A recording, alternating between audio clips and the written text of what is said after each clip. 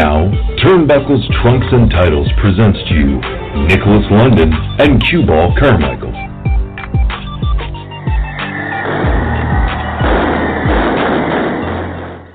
Ladies and gentlemen, welcome back to another edition of Triple T Radio. Now, you know me. Y'all know me. I'm Nick. I'm just the guy that stands behind the host, the man of the hour, one of my closest friends, Cueball Carmichael. Q, how the heck are you? Nick, how you doing, buddy? Well, I'll tell you, buddy. The house is battling the flu, yet I managed to come on here with you and talk all things professional wrestling. Because that's what Yeah, I we've do. got a very interesting show tonight, I think, and I think we're going to end up with at least a 3 or 4 part series on this, so we can cover it in detail and talk about the individuals involved. And I'm really excited about it. It's near and dear to my heart, as you know, because it involves Luthez. So. Well, it was really cool because what made it cool for me, guys, is I didn't even know he was doing this. So I'm sitting at home, I get an invite to an event, and I'm thinking, an event. And I'm looking and I see history of the NWA, and I'm thinking, well, I don't know, I can't go to this. I don't know where it's at. Turns out, don't worry, everyone, it's right here in my living room. I'm here. It's a great topic. And I know Luthez is near and dear to your heart, and I also know that the legacy of the NWA is also very near and dear to you as well. It's near and dear to anyone who is a quote unquote real wrestling fan should know, or at least know 90% of the NWA, because without them, without the Sam Muchnicks of the world, we wouldn't be sitting here probably talking any professional wrestling. Well, we wouldn't, and you know what? A lot of people don't realize is the Capital Wrestling organization out of Washington D.C. actually later went on to become the WWF, Worldwide Wrestling Federation, then the Worldwide Wrestling Federation, and then the WWE. So, fans of the WWE, this is going to include you too. I mean, you're an intricate part of that history of the National Wrestling Alliance and how it actually spawned what is today the WWE, the largest wrestling organization in history. So it's Yeah. going to be a very interesting walk down memory lane. And what we want to do is over this 3 or 4 part series is we want to bring the NWA to life from beginning to current. Because I always tell my students, you have to know who came before you and you have to pay a bit of homage to those people. And, I always told guys to wait their feet 3 times when they got in the ring. And one was for the ones that came before us. One was for respect for the wrestling business. And one was to leave your bullshit outside of the ring. It'll be waiting for you when you leave. Most certainly. And that was my 3 reasons to wipe their boots. So if you watch any of the guys that I trained, they'll scoot down the ring, almost moonwalk, and do their 3. Whether it's Joey Mercury, Christian York, Otto Schwantz, JC North, any of the guys I trained, you'll see them all wipe their feet 3 times. I beat it into their head so much that it became a habit that they all carry to this day. Well, I think it should be a habit. I think it should be a habit for anyone. Now, I've always said, respect those who came before you, respect those that are in the business now. Whether you're in it or not, you respect them. And you know what? You want to hope that there's more coming up after you, because if you want to see the business stay alive, guess what? The first thing we need is 2 guys to answer that bell when it rings. So, and not to mention the zebras in the ring. If we didn't have them, we wouldn't have anyone to count to 3. So let's just remember all that. That's a very important Yeah, thing. it's true. And let's not forget the ring crew people who without them, we wouldn't have a show because they're setting up beforehand, and we've all seen the ring crew work feverishly to get everything set up on time, make sure it's secure. Those guys are the unsung heroes of professional wrestling because it's those people that make the show possible, tear down afterwards, go to the next town, things like this. And when I worked for 4 years on and off for the WWE, I really saw how much effort that the lighting crew and the ring crew and the people that set up actually go through. And those are full-time jobs within the professional wrestling business, but they very seldom, if ever, get any credit. I always used to comment, I did a show Friday and Saturday night. I stuck around to see if the ring crew needed any help. I've carried rings in, I've carried them out, and I always make sure I shake their hands and thank them, Absolutely. because I've seen a lot of wrestlers just walk right by them, and it kind of bothers me because, you know, we need all these moving parts to put it together so that me and my partner, the tag match, we can go out there and we can have a match in a good safe ring, and we don't have to worry about taking the ring with us and setting it up and tearing it down on top of wrestling and stuff. So, very important people that don't get a lot of credit that I think we should all kind of tip our hats to from time to time, and always shake their hands when you're leaving the building, and then don't forget to wash your hands because we have the coronavirus. Good call. Bada boom. Love how you're right on key. I wish my stepdaughter was up here earlier. She had her hand sanitizer. The minute you said that, I looked to see if it was still on the table. It was gone. I would have grabbed it and acted funny. You know So, what's funny, but it's not funny is my hometown of Cortland, New York, is the hometown of Smith Corona typewriters. And at the time that I was a kid, they employed over 20,000 people. Before in the mid 80s, they decided to move their plant to Mexico and lay everybody off. But I text them today. I have a couple of friends that work there. And I said, "You never caught the Smith coronavirus while you were working there, did you?" so let's. So, but it's a serious subject, and people really need to take care of themselves. And No, you're uh, right. I agree. I it agree. was fun. It was funny. I was in a patrol car today. I was taking it up to drop it off at the dealership to get some work done on it. It's an unmarked car. I'll be driving that one shortly. And I looked down in the door, the pocket for the door, and sure enough, there's a big old bottle of Purell hand sanitizer there because, I was never one of those officers that refused to shake your hand. A lot of guys do. I see it on TV.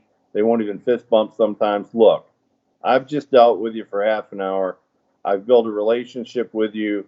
Apparently, I'm not taking you to jail. I may need you in the future. When I'm getting beat up on the side of the road by three guys, I want that guy to stop and say, "Hey, that's my buddy, Officer Jackson." But so I would shake their hands and everything. But as soon as I have contact with anybody in my patrol car, just out of habit, I pump a couple squirts of hand sanitizer in there and wipe down my hands. Yeah, Just why to make not? sure. Even if it's a common cold, I don't want to bring it home to my family. No, you don't. That's You right, know. man. That's smart. I think that's smart, my So friend. everybody, yeah, and everybody just throw some hand sanitizer in your car. And if you have contact with people, just make sure that you sanitize your hands before you touch your face or anything else. That's So, right. Very you know, important, guys. little tip of advice for you get to it. So, we're going to start with, you know, originally the NWA was formed officially in 1948. But, the real first, what was considered the world heavyweight champion was George Hackenschmidt, and that was around 1905. But the NWA formed in 1948, as we know, and they incorporated. I believe they were called, there was a corporate name for them. It was like Lightning One Inc., I think was the name of it, but it was did business as the National Wrestling Alliance. And I don't know if you know much about their first champion, who was Orville Brown. Brother, But I don't know Orville a whole Brown, lot about anything when it comes to NWA. I know enough about it, well, Orville, but no, go ahead. Go ahead. You know what you're talking about. I'm just going to. well, Orville, well, Orville Brown was their first heavyweight champion, and the thing Orville is he became champion July 14th, 1948. And what a lot of people don't know, the following November, he was in a terrible car accident that ended his career, which is unfortunate because I think he would have played a much larger role and been champion for a longer period of time, maybe multiple time champion, because he was, back then, guys worked out and they got in shape, and they didn't have access to any type of performance enhancing drugs or anything like that. They worked out, they ate, and they lifted, and they got in shape. And he was another guy who was just a physical specimen. He was built similar to Eduardo Carpentier, who we'll talk about later in as we go. Well, Orville had a really bright future in front of him. He was the first champion, and unfortunately, his title really was didn't get to hold it very long. He defeated a guy named Sonny Myers to become the first world's heavyweight champion for the National Wrestling Alliance. So, and Orville held it from July 14th, 1948 until the following November, 1949, when he was in a terrible car accident. You know, back then there wasn't a lot of safety features on the car. It was if you got in an accident, you didn't have a seatbelt hold on, you didn't have safety glass in the windshield, you didn't have airbags. So, No. unfortunately, it ended his career. And Yeah. I really believe that he would have been a champion for a longer period of time, or perhaps for a multiple time champion. He was that good. So Well, that's where we're going to start at. and that's the thing with this business back then. I mean, you've heard the stories, you've heard them right from the horse's mouth, and I've heard them from the boys on this show that have been, our bona fide Hall of Famers, and some are Hall of Famers and legends and icons about, the Harley race, drinking beers and driving, 80 miles an hour, 100 miles an hour down the highway, throwing beer cans out the window, Ric Flair doing it. Like, you know what I mean, though? Like, we've heard all the stories. So, when we see these, involved in these automobile accidents, we know, you know, how fast were they going? And that's a scary thought to think Yeah. of a car coming at you at 100 miles an hour. You know, could it have been avoided? We'll never know, and it's not for us to decide because we don't really know what happened. However, a great man had to basically his career had to end, and as you know, and I know, and we'll talk about him later. When I think oh my goodness, I feel so. Magnum TA. Thank you, Magnum. and we're going to talk about that later when it comes to Magnum TA. But again, a very similar, like in the accident world where it ended your career. But anyway, as you were saying, the title was vacant. It was a huge deal back then because wrestlers are stronger than anything. Wrestlers don't get hurt. Well, Do they come back? right. And you know what happens is people who don't understand the territories, there were given areas of the country that promoters had bought in rights to the NWA. So the NWA champion would wrestle for a promoter who handled the Midwest, Chicago and Detroit. And then they would go wrestle for a promoter out in San Francisco or California somewhere, or up in the Midwest. And then they would go down to Florida and wrestle for a promoter that owned a piece of the NWA territory back then. And so Sam Munchnick was the first president of it, and he was a close friend with Lou Thez and thought a lot of him due to obviously the losability. But when the title is vacant, Orville got in his debilitating car crash on November 1st in 1949. And on the 27th of November of that year, they awarded the heavyweight championship to the number one contender, who happened to be Lou Thez. So that's when the first title changed hands officially. And we have to sort of speculate or wonder if he hadn't been in that accident, what would have happened a year or two down the line? Would Lou Thez still be the number one contender, or would he have not been? Would it have been Whipper Billy Watson who beat Lou Thez for it? We don't know. Would it have been Dick Hutton who also beat Lou Thez? We don't know. It's mind-boggling to speculate who it would have been. And the other thing is, would it have changed the course of National Wrestling Alliance history? Well, we know that it would have, but how would it have changed it? Would it made it bigger or smaller? What would it have done? Would it have blown it up? We don't know any of that. We can only speculate what would have happened, but we can surely say one thing, that there was indeed, or would have been indeed, a difference in the whole NWA picture had he Yeah. not been in that accident. So that court changed the course of National Wrestling Alliance history right there in itself.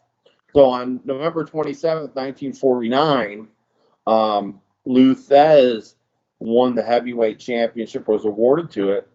And, Orville Brown had held the title for 501 days, which is a long time. Ooh, boy. We see champions have it a month or two now. And And then when Lou Thez won it the first time, he was the second champion. He held it for an incredible 2,300 days. Now, I don't know if people understand, but Lou was wrestling 5 and 6 nights a week. As fast as he could get to an NWA territory, he was the main draw. He was brought in. He was on top in the main event, wrestling that area's number one contender.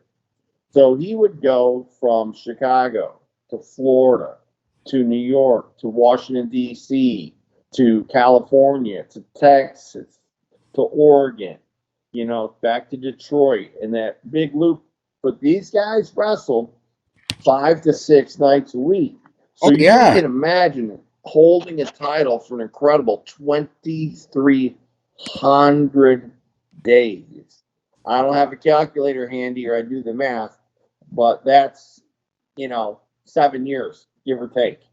But also, Q, clarify for the fans, when Q says they wrestled every day, we're talking Monday to Friday, usually one shot.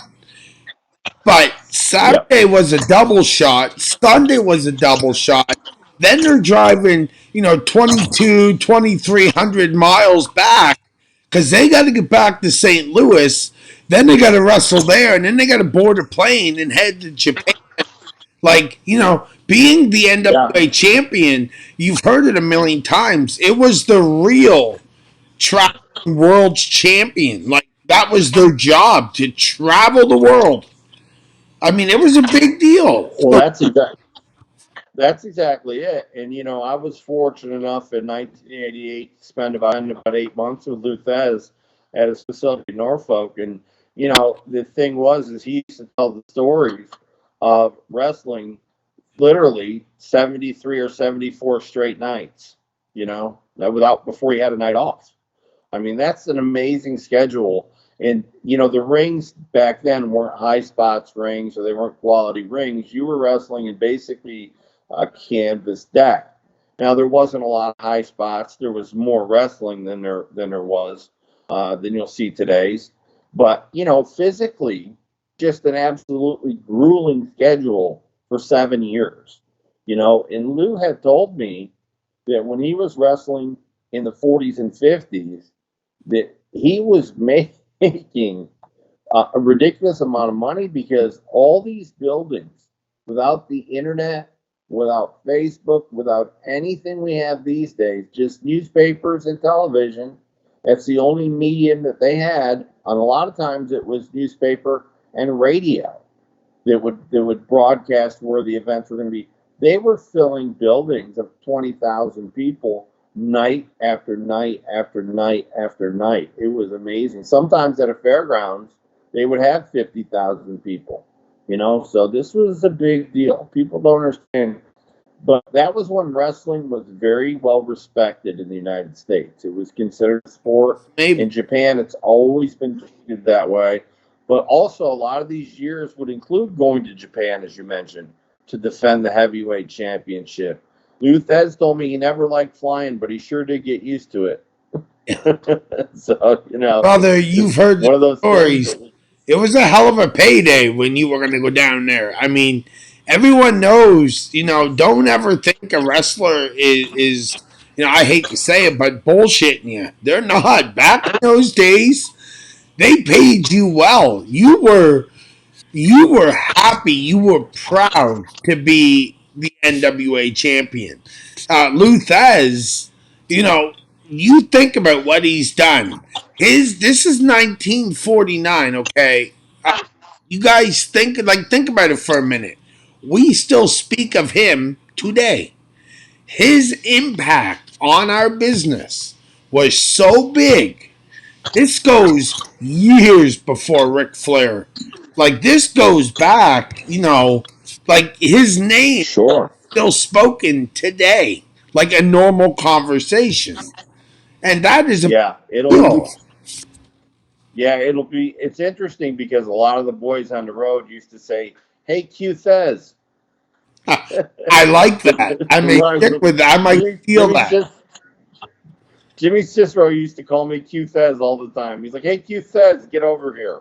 And I like that.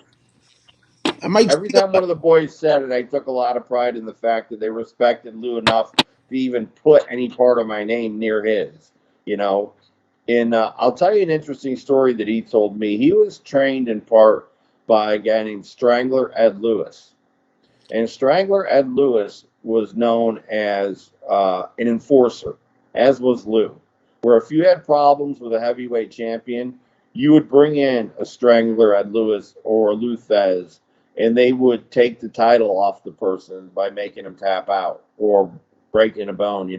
Lou has a book called Hooker, and it's not about, some kid will see that book and think he's talking about the kid's mom, but when he says Hooker, what he's talking about is these guys, a shooter is a collegiate wrestler like a Kurt Angle or Brock Lesnar. But a shooter is a guy that can snap an ankle, a wrist, an arm, a joint, cripple somebody within seconds. And as soon as they touch those people, they'll cripple them. And that's really what a shooter is. It's somebody who just has an incredible amount of talent. As far as if they had to, they could hurt you really bad or stretch you really bad. So that's So, one of the things too. So so Q, it would be 1953 when Japan and the NWA would establish the relationship that would become, some of the greatest matches in the world happened over there for that belt. And we'll get to that over the next 3 or 4 episodes. But Q, what do you think that meant to the NWA and Japan to be able to ignite that and begin such a relationship that we all still talk about to this day? well, it's amazing, and Lou had such an impact over there that they asked him to wrestle on a show long after he retired. He was 72 years old, and he went to Japan and he wrestled at the Egg Dome, which holds 60,000 people. And his match alone, they didn't even list any other matches. It was his final match, and he sold out the Egg Dome, 60,000 people. And Japanese people are very conservative. They'll give you a nice golfer's clap if you do a good move back then. They all stood on their feet for over 15 minutes and cheered for Lou at the end of his final match. And of course, he did it right. He put the guy over, Yeah. and that was it. But he was 72 years old, and they were still, begging him for years to come back. And I can't tell you the amount of zeros in that paycheck for him to go back over there at 72 and have a match. It was incredible. But he told me that he would make 5 figures on a regular basis. That's over $10,000 a night, making that kind of money back then. And when Lou lost the championship to Whipper Billy Watson, it was March 15th, 1956. Lou had had the title for 7 years. It had the grueling travel schedule that he had. And actually, he decided to take time off, and he took a year off from wrestling. And he had moved his family to California on the beach, in a very nice area of Long Beach. And he had, just took a year off and spent time with his wife and his son, and just kind of. He used to tell me, I don't know if a lot of people know this, but it was pretty well known that Lou liked to barbecue steaks and have people over. He's very social. This him in person. He would often eat 10 pounds of steak in a single setting. Wow. This is not fallacy. This is something that was talked about in wrestling, And Lou himself told me, because yeah, I made a bit of a pig out of myself, but I would never eat anything but the steak. And I asked him, I said, why steak? He goes, because when I was raised in a very poor household in St. Louis. And the one thing that I never had until I started wrestling was my first steak. So imagine that. You go into your 17 or 18 or 19 years old before you ever eat a steak. I mean, you can kind of see the appeal, you know. It's kind of like touches you a little bit when you find that out. So he took a year off and spent it with his family. And then, of course, when he came back, we start rolling into some names pretty soon. Whipper Billy Watson had the title for 239 days, and that's the time that Lou was off, almost a year.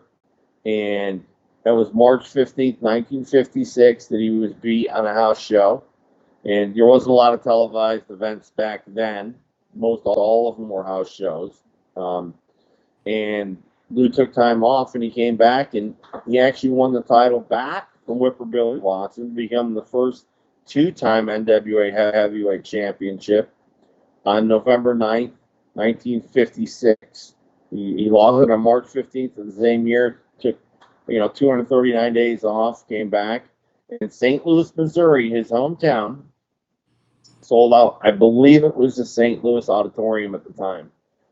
Held about 22,000 people. Sold that out. Wow. A hometown boy coming back, and he wins the title in a packed house for the second time in a row. And then he goes on to hold it incredible 370 days again. Over a year he holds the title. And interesting thing is, when he lost the title, he lost it on your soil the next time. He had the title for 370 days, and he lost it to a Canadian wrestler by the name of Dick Hutton in Ontario, Canada. Again, a sold-out house with the belt on a Canadian, which was the first Canadian heavyweight champion. So give credit to Dick Hutton, great wrestler, another guy that was in shape and looked great. You could tell he worked out, and he had the title for 421 days. He had the title for a long time. And in the process of him getting the title, a guy started to emerge as a very popular wrestler by the name of Pat O'Connor. And there's a wrestling move called the O'Connor Roll that I always taught all of my trainees. I used to say, before you graduate training, and I put my stamp of approval on you, you need to be able to do a perfected O'Connor Roll. You have to do it. If you can't do it, then you can't graduate the training, because it's a simple move, but it's a very important move. And for me, it was sort of paying homage to a great wrestler that had a title for a long period of time. I mean, it's probably not common knowledge, but he had the title for an incredible 903 days. Wow. Oh, that in itself is unbelievable. So 903 days as the heavyweight champion. I mean, that's almost 3 years. That's a very long time that he had the title. And Pat O'Connor was super popular. He was just an incredible, super popular wrestler. And people often talk about him and Lou Thesz in the same breath as, great champions. Sure. And so Pat O'Connor won it from Dick Hutton.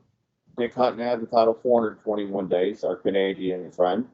And then, of course, Pat O'Connor won it on November 14th, 1957, and he held it for an incredible 903 days until January 9th in 1959. So very, very, very popular. And then we started to get into colorful characters. Probably the most colorful wrestler besides Gorgeous George, who nobody really took serious as a wrestler. He was an act. And I mean no disrespect to Gorgeous George. He was the first guy of his kind, and a guy who really had sort of a... Pat O'Connor loses the title on June 30th, 1961 to Buddy Rogers. Buddy Rogers, Ric Flair said oftentimes that he modeled himself after Buddy Rogers, also known as the Nature Boy Buddy Rogers. Blonde hair, tanned, about the size of Ric Flair. And that's who Ric Flair has always said he modeled himself after, was Buddy Rogers. But a lot more vocal. Buddy Rogers was a very cocky champion. He was a great champion. He was the first colorful NWA champion. You know, bleach blonde, very tanned, always in shape, always good on the microphone. You know, and Buddy held the title for 573 days. Wow. Which is a long period of time. Again, these guys weren't passing the belts back and forth like they do these days to become 13-time heavyweight champions. These guys were on title reigns that were believable, number one, and there weren't a lot of guys in that picture. And there's sort of a big reason why there was too, is because they had to wrestle so much and so often that promoters wanted to make sure that whoever they put the title on had the ability not just to wrestle, but to wrestle hurt, sick, injured. You know, these people had to go no matter what, because at that point, the NWA was still on top and they were wrestling, you know, again, 5-6 days a week, but sometimes 10 matches during that week. And you think about this, to have a title for 573 days for Buddy Rogers, 903 days for Pat O'Connor, 420 days for Dick Hutton, 370 days for Lou Thesz' second reign, 239 for Whipper Billy Watson, the second champion or the third champion. That's a very long period of time. And again, that's why my speculation is this. If you look at it, you know, what would have happened if the first champion had not lost the title due to a car wreck when Lou Thesz got it? You know, it could have changed the course of history. Yeah. So, again, Buddy Rogers has it for 573 days. Pat O'Connor, 903. Dick Hutton, 421. Lou Thesz, 370. Whipper Billy Watson, 239. Lou Thesz, the first time, 2,300 days, which, you know, to me is just astronomical, man. It really is. It's crazy. And then on January, go ahead. No, let's sidebar really quick because there's a couple things I want to talk to you about. One thing I want to talk to you about is Sam Muchnick. And now, I know what you're thinking. Well, where are you going with this? And one of the things is, and this is important in this part of history because not everyone realizes, but the NWA always had a president. They had a board of directors, but they always had a president. And you remember, they were a real corporate. Yeah, they were a real corporation, a real company. Most certainly. Sam Muchnick's run, unanimously, he was voted in as president for 10 straight years. Now, prior to that was Paul George, who had a 2-year run. After Sam Muchnick was Frank Tunney, right here in Maple Leaf Wrestling in Toronto, Ontario. That's right, exactly. He had a 1-year run. What do you think, and this is just speculation, but what do you think Sam Muchnick brought to the table? Don't say Lou Thesz. Everyone knows that he was Lou Thesz's booker. But what made Sam Muchnick much bigger, and maybe bigger is not the right word, but a much different promoter than Paul George and Frank Tunney in your eyes? Well, you know, in the fact that he was re-voted back in later, we'll get into. He spent actually 25 years as the president, and when he wasn't president, each of those times he was the secretary and treasurer of it. I think it was his relationship with all the boys. Very simply, I think Sam understood the guys. I think he understood the travel schedule. I think he understood the physical rigors. I think he tried to make it easier for these guys to travel. going from cars to planes and trains oftentimes. I think Sam really, really looked at it as trying to make a better environment and more pay for the wrestlers. And I think he was president because basically he was just had a better relationship with the wrestlers than the other guys did. The other guys were business people, but to be able to understand a professional wrestler who's on the road, sometimes a year straight, might get home 1 or 2 days every couple of months back then. You have to understand the mindset of that person. You have to protect that person. You have to give that person some matches that aren't as physically grueling as others on the schedule. You have to be able to set it up so that guy, if he's hurt or injured, he can still wrestle. If he's sick, he can still wrestle. So I think Sam understood how difficult the travel schedule was. I think he understood how difficult the rigors of travel were on the boys. And I think that he also wanted to, he looked out for the boys when it came to a payday instead of himself. Yeah, I think Sam, yeah. And I find in a lot of ways, a lot of the boys will bring up that, you hear Sam's name a lot. I don't hear a name like Frank Tunney very much in the NWA, but we're going to discuss all that and more in just a moment because it's just, I don't know what it is, but it just happens to be one of those moments when I just need to take a brainstorm because I just need to know what I'm doing. I'm wondering, Agreed. do you still have some? I just restocked. I just put 250 more in the warehouse 2 days ago. So there's plenty of brainstorm. We've just lowered the price. Sit down when you hear this, Nick. $15.99. We bought so many, we're able to get a discount rate. So right now, instead of doing percentage off and all that other thing, we just decided to knock it down to the rock bottom price of $15.99. If you're Amazon Prime member, it's free shipping. Incredible story coming out of Maine with a friend of mine who 4 years ago was seriously injured in a motorcycle accident, serious head injury.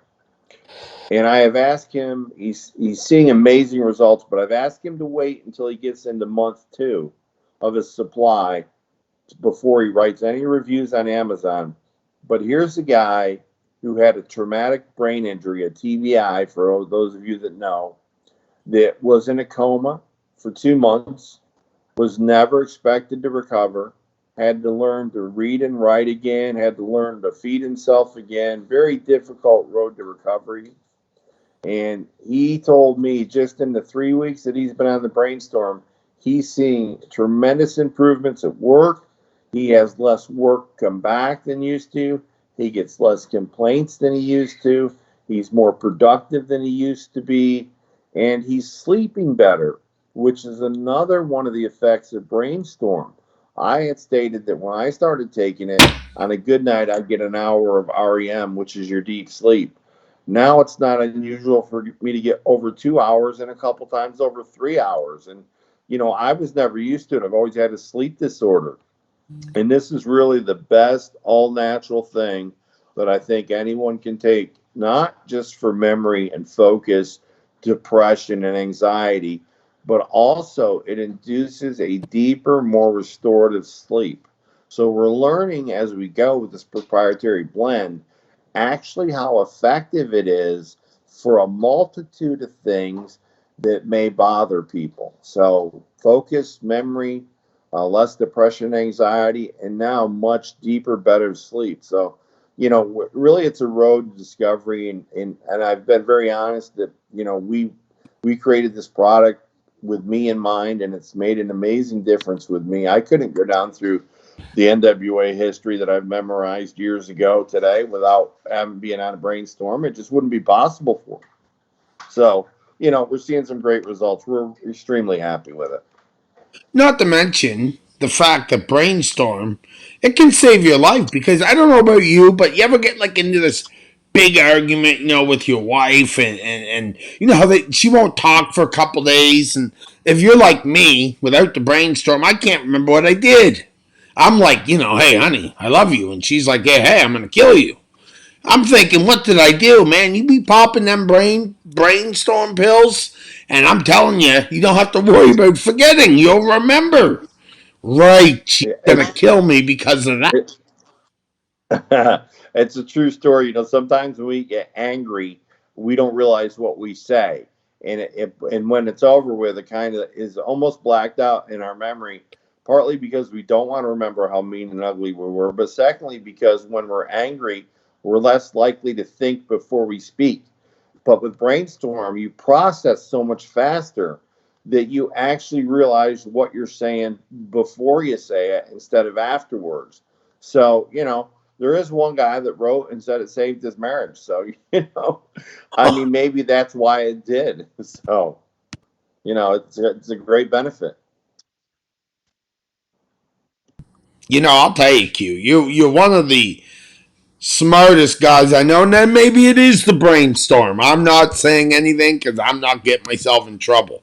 But I mean, not only did you go create yourself one of the best things in the world with brainstorm, you went and made a damn pillow too. Yeah, we are the only people that sell this pillow. It's specially made for us. It also has a proprietary blend, and that's the cover. The cover is made of 40% bamboo and aloe vera and 60% microfiber. And the pillow unzips, and there's two cool gel inserts that go in there that are filled with cool gel memory foam. What makes the pillow so unique is you can adjust it. You can take out one layer if you don't like it quite as high. I have to have both layers because I have big shoulders and my head sets way up off them. So this keeps my head level with my shoulders so I don't wake up with a stiff neck anymore. And I used to wake up every day with a headache, and I didn't realize it was due to the improper spinal alignment. And actually, it was. So it's a great product. I think people are going to love it. It's we really, really knocked it out of the park with this one. It was December. We couldn't keep them on the shelf. I mean, they were just flying out. So, and it's been consistent ever since. I love it, man. I love it. Now, Q, we got about 17 minutes left here on the show, and I really want you to get down with as much of the 50s and the 60s. As you know, we already talked that this is going to be a 3 or 4 episode show, and that's what makes this great. And then, guys, we're going to release this as a bundle right on TripleTRadio.com. And you guys can go there and check out all the unique things we have. We have all sorts of great stuff. Promise, we would never send you somewhere and not tell you the truth. Right, Q? It's a true story. Everything's tried, true, and tested with us. We're our own best customers. We are. But what we've done is get stuff together that we ourselves use, like Bluehost, like NordVPN, to give you not only a great web hosting company for less than $5 a month, but we've also got a virtual private network server, which keeps everything secure on your computer. You don't have to worry about somebody pulling your stuff off the internet when you go through a VPN. So yeah, we really worked hard to do this. TripAdvisor, if you're going to travel, go there. It's on our landing page. Get a discount on travel. Redlinegoods.com. Mike is going to give you a discount if you just mention discount code Cueball. Simple as that. So and then of course Intro Cave.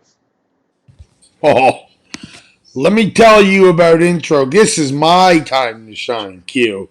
Okay? Not only can you go there, use the promo code Triple T Radio, but it gets better than that. You can actually go there, and if you've got an Xbox, a PS4, maybe you're about to get the PS5, maybe you just want to have it so you can have some fun on your website. Maybe you got Facebook, social media, you want to do all that stuff, man. Go there, guys. You can make your own videos and save you can save 30% off and just use the promo code TripleTRadio and have the time of your life. We would never serve you wrong. I can guarantee you that. Amen, brother. Amen. Just, we had talked about the NWA being formed in 1949. Officially in 1950, Sam Munchnick was named the president of the National Wrestling Alliance. He was also Lou Thesz's booker, but I think his closeness with Lou Tesz was part of the reason why he understood all the other champions while he was president in the boys. But one of the things that Sam did is he was able to get the NWA on national television at the time. I mean, different markets, but basically national television during a time when it was unheard of. Yes, it was. He reached a larger fan base than ever, and it was enormous growth for the National Wrestling Alliance when that happened. They were the dominant TV product for decades. That was called the golden age of wrestling. People often hear the golden age and they don't know what it was, but really it's from about 1948 to about 1960 was the golden age of wrestling, maybe the early 60s. But it became a lot more lucrative to be a wrestler then too. And it was on, back then, the Dumont television network was like equal to NBC or CBS. It was a huge network, and they broadcast the NWA right up through 1956 is in the 50s they started, but 48 to 55 they broadcasted it, and that was unheard of at the time. I guess TV was only on, I don't know if people realize this, it was only on about 8 hours a day. There was even when I was a kid at midnight you'd get the national anthem and they would close out the TV until it opened up for news at 5 o'clock in the morning. It was same just off thing. The air. Yep. So I can remember, and you talked a little bit about Japan and the NWA, and the NWA's presence in Japan was established in 1953 due to a wrestler and promoter named Ricky Dozan. And Lou Thesz and Ricky Dozan were very good friends. They had become very good friends over the years, he told me. He founded Japan Pro Wrestling Alliance, JWA, and it quickly became the number one promotion in Japan. And it was a National Wrestling Alliance affiliate at the time, so they were promoting the NWA, and Thesz really enjoyed going to Japan. No question why he did. I mean, wrestlers have always been treated even better in Japan than they've ever been in the U.S., and so that was a big thing. So Lou was a great wrestler, and in '53 when they started promoting over there, they were drawing huge houses. In the NWA, really, I don't know a lot of people know it, but in 1956, other promoters were so distraught with the dominance of the NWA that there was actually a major lawsuit by the U.S. government. The Department of Justice investigated the NWA for having a monopoly. I mean, it was a big deal. Back at that time, it was unheard of. But it was pretty amazing. And about that time too, in the late 50s, is when Eduardo Carpentier, who was a Frenchman from Montreal, Canada, came into the picture too as a major contender. But back up a little bit, we want to talk about wrestlers in the 50s that came on the scene. Vern Gagne was another one that was a very talented and skilled wrestler that came on the scene in the 50s, I think 55 or 56. So it was an amazing era for pro wrestling. It really was. And we've got up to about 1965 with Buddy Rogers as the heavyweight champion, the most colorful one that they had. And I think that's probably where we want to leave it for tonight. I don't think we really want to go any further because there were some major changes in the late 60s and 70s. So, it's very, very important that we, make sure that we don't go too far into it right now. And so we're trying to be adept and we want everyone to understand that. That's why we're not. If you notice, sometimes Q and I were guilty of jumping all over the page, But we're trying to give you guys everything we can for one episode. But we realized, I shouldn't say that. Q realized earlier today, he sent me a text message and said, let's do this in a 3 or 4 parter. Let's not rush it. Let's not feed it all in one episode. And I think that is the way to go. Yeah, I don't think we could possibly. I mean, if we covered it, we would cover it with no detail, and that to me, it's a problem because every champion, every title reign, um, all the president, the promoters that we're going to talk about, all involved in the National Wrestling Alliance. We talked a lot tonight about the wrestlers and the title reigns and the rigorous travel schedule that they had, and the fact that they didn't have modern jets like we do nowadays that zip you from New York to California in 5 hours. I mean, Right. heck, back then it was a 12-hour, 13-hour flight. They had to stop for fuel 3 or 4 times. Yep. I mean, it just wasn't an easy flight to get from coast to coast. Often back in the 1940s, it was easier to get in your car in New York. You'd be in California in 3 days.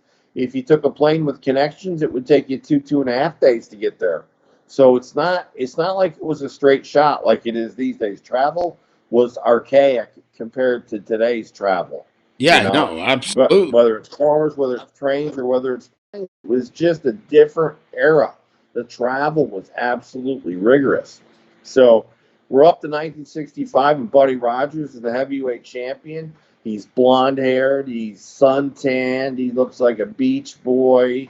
He's got a knack for talking. You know, the wrestlers before that were used to do respectful promos and talk about the quality of the opponent, and they were never offensive, and they didn't say, "Oh, I'm going to beat him, guarantee it, take it to the bank, brother." There was none of that stuff. And then Buddy Rogers came on the scene, and things changed. And when he was asked his opinion of other wrestlers, he really, what he was doing is he was the first guy that was really trying to create heat through a promo. He was the guy that wanted people to see him get beat. He was cocky. He was arrogant. He was just the type of guy that everybody wanted to see get beat. But then he goes on to have the title for over 500 days. I mean, it's insane. So, you know, that's where we should leave it. What we'll do when we come back next week is we'll talk a little bit more about Sam Munchnick and his role, just briefly to get people caught up on the change in presidency of the NWA, and then the change in direction of the NWA. Now, at this point, we're going to start going forward a little bit quicker, but because we have to respect those that came before us, I think it was very important tonight to lay the groundwork and the respect for the guys that made wrestling what it is today. Because, again, if it wasn't for the NWA, people wouldn't be watching WWE because it spawned out of the NWA. Right. So it was a major, major move. So next week, what we're going to do is talk about the 60s and the 70s. We're going to talk about the Capitol Wrestling area in Washington, D.C. that was run by Vince McMahon Sr. and his partner. So that's going to be very interesting to talk about. And then people are going to see what happened, how NWA and was bought by Vince, and WCW came out, and how things changed so rapidly. Once we get up into the 70s, things start moving pretty quick. They do, Changes yeah. happen pretty quick. They do. And all of a sudden, there's 2 major promotions and 3 major promotions in Japan, where there had only been one. So it gets real interesting because as we lay this groundwork, we also give a history of pro wrestling in Japan, who the first promoters were, because they were all NWA affiliates at one time. And so the NWA that we're covering is going to spawn not just New Japan, not just All Japan, but also the Worldwide Wrestling Federation, the World Wrestling Federation, and ultimately World Wrestling Entertainment. So it's going to be very interesting. And there'll be some WCW talk too in there. And then, of course, we're going to get to my good friend, who I was fortunate enough to help train a little bit. And 2 of the guys that I trained her, Joey Mercury and Christian York. She was Alexis LaRue. She went on to be Mickie James, and she is married to Nick Aldis, who is now the National Wrestling Alliance heavyweight champion. So we're going to get to go forward to an area I've worked the show with Nick before. I know Nick. I've met him. I've talked to him. He worked for Omega when I was there. So we're going to get to talk about him and his life and how he came up. So it's going to be really a lot of exciting stuff. Don't miss the next 2 or 3 episodes. We're on every Tuesday night, 8 o'clock, live on YouTube, Wrestling Our Way. Please don't forget to hit like and subscribe so you can follow along with us and learn the history of the National Wrestling Alliance, which is going to lead to the beginning of the WWE and WCW. So it's going to be really interesting. And again, please, if you like it, I'm sure you're going to, please hit the like button. Please hit subscribe. Join us every week, Tuesday nights at 8 p.m. If you can't make it, don't worry about it. It's going to be up on YouTube. If you can't catch it Tuesday night, watch it Wednesday morning, Wednesday afternoon, Thursday. It's going to be there. But you're not going to know it unless you hit subscribe. So please, hit the subscribe button for us. Q, really quick, what's on tap? Truthbusters this Sunday night. Everyone should know right now that I uploaded the famous Cueball Carmichael prediction about the stock market. But what is on tap for this Sunday night? Well, we are going to discuss a topic near and dear to my heart: Bigfoot, real or alive? And really, folks, if you like conspiracy theories and you like hidden truth and you don't want to hear the government's truth, but you want to hear the real truth, tune into Truthbusters. That's a tongue twister. Tune into Truthbusters Sunday nights at 8 p.m. live here on YouTube, TripleTRadio. You're going to catch us. It's going to be really interesting. On the 23rd of February, I predicted the stock market crash, as did my partner, John Stewart. Less than 12 hours later, the Dow was down 900 points. It spiraled to almost 5,000 at one point, down 4,000. It was up today. It's going to show a little bit of recovery, and it shows that really because opportunistic investors, when prices are driven down on stocks because people panic and sell, opportunistic investors buy like crazy. What happened today is there's a lot of artificially deflated stock due to the coronavirus. So smart investors were breaking out their checkbooks today, and they were buying up all that stock that lost 50, 60, 70% and made the market dive. They bought it up cheap today, and they're going to sit on it for 10 years, and they're going to make 100-fold on their money. So we'll talk a little bit about that, a little bit about finance. We'll bring you up to date on where we're at with the coronavirus. We'll bring you up to date where we're at with the stock market. And then we're going to roll into a little bit of talk. Last week, you heard Missing 411 about the missing people from the National Park Service. We barely scratched the surface of that. We're going to get back to that and gather some more information and talk personally with Dave Pilates, who's the former police officer for 20 years. I've been investigating these for 10 years. John's making contact with him now, so we'll bring you up to date on that. But our plan for this coming Sunday night at 8 p.m. is to talk a little bit about the mystery and the mystique of none other than Sasquatch, Bigfoot, the Yeti, the skunk ape, whatever particular areas call him. We're going to talk about, is he real? Is the footage real? What have people actually proven? It's going to be a pretty interesting show from a different angle. We're going to try to bust the myth, and we're going to try to support the facts. I look forward to it, my man. I really do. Been a great night. Love talking to the National Wrestling Alliance. Love the fact that all the other governing bodies and big promotions actually came out of there. It's exciting to talk about it next week. It's going to be great to talk about how it transformed the 60s through the 70s. Looking forward to it. You and your family feel better, brother. Get some NyQuil, get some DayQuil, get some Theraflu, get some gasoline. If that doesn't work, you just burn the house down and move, brother. Thank you so much, my man, and I'll see you this time next week right here on Triple T Radio.